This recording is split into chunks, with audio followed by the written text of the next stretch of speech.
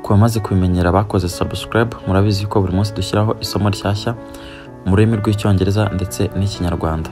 Kandi nkwibutsa yuko iyi YouTube channel niho hantu honyine ushobora gusanga bigisha icyongereza ku buryo bwiza, kuko dusoma mu cyongereza tugasobanura mu kinyarwanda. Ahandi bigisha mu cyongereza gusa ntabwo bajya basobanura mu kinyarwanda. Nyemera rero utarakora subscribe ubanze ukore subscribe kugira ngo hatazagira isomo na rimwe rigucika muri iki cyumweru. Uyu munsi rero tugiye kurebera hamwe ibikoresho 10 byo mu rugo. Turajya tureba ukuntu cyitwa mu cyongereza, turebe n'ukuntu mu kinyarwanda bakunze kucyita icyo gikoresho. Okay, munyemere rero tuze guhera ku gikoresho cya mbere aricyo cyitwa cooker, ariyo twe dukunze kwita imbabura.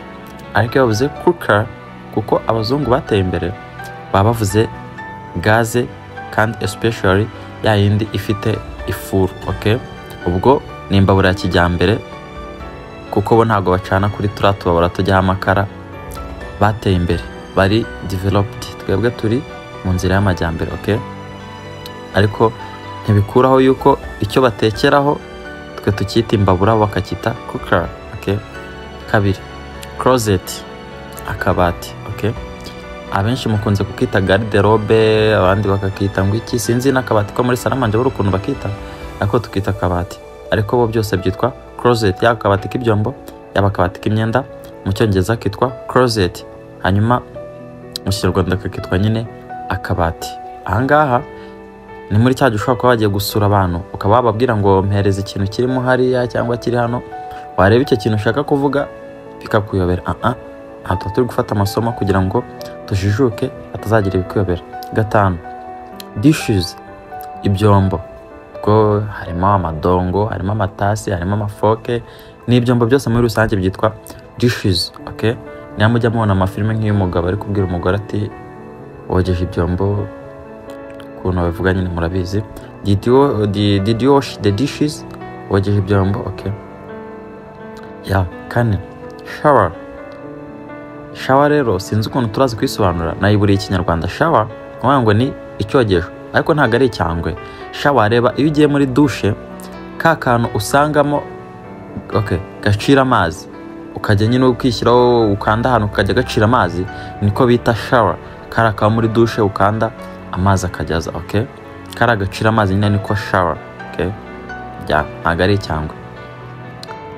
Gatanu fridge, firigo nta muntu utayizi. Okay, gatandatu television, na televiziyo ndakeka nta muntu utayizi. Televiziyo abantu bose barayizi. Harimo ubwoko rero, harimo izo bakunda kwita iromba, harya ngo ni iromba, n'izitwa flat. Izi romba ziri gucika, zimeze nk'imodoka zatwegerane baziciye i Kigali nyine, ahubwo hagezweho flat. Okay, television ariko byose ni ubwoko bwa televiziyo. Karindwi broom, umukubuzo. Umukubuzo umuntu utabuzi. Okay, umunani furniture. None mvuga furniture navuze ko furniture ni ibikoresho. Nimvuga furniture wumve ibintu byose. Okay, intebe, utubati, chaise, inzugi, byose biri mu cyo twita furniture. Ubundi hinti nziza, furniture ni ibintu byose bikoresheje imbaho. Ibikoresho byo mu rugo bikoresheje imbaho byinshi babyitwa furniture. Ugiye no kuri Google ukandikamo furniture wabona ibintu by'utubati, amagarderobe, intebe, ibikoresho byo muri salo, ibikoresho bya salamanje. Okay, furniture ni ibikoresho bikoresheje imbaho byo muri salo, iki intebe byose. Okay, icyenda torch, itoroshi. Okay, icumi charger. Okay, charger. Okay, ndakeka charge nta muntu utayizi, dukoresha ducomeka amatelefone yacu. Mfashe akanya ngo nshimire wowe twagiranye ku musozo w'iri somo. Noneho reka mvugane nawe utarakora subscribe, kora subscribe, making sure ko nta somo na rimwe rizagucika. Nkwibutsa yuko ari njye mbaye ko wahuye nanjye ukagenda udakoze subscribe. Reka noneho mvugane nawe ushaka kujya muri groupe aho dufatanya kuzamura ubumenyi bwacu mu rurimi rw'icyongereza.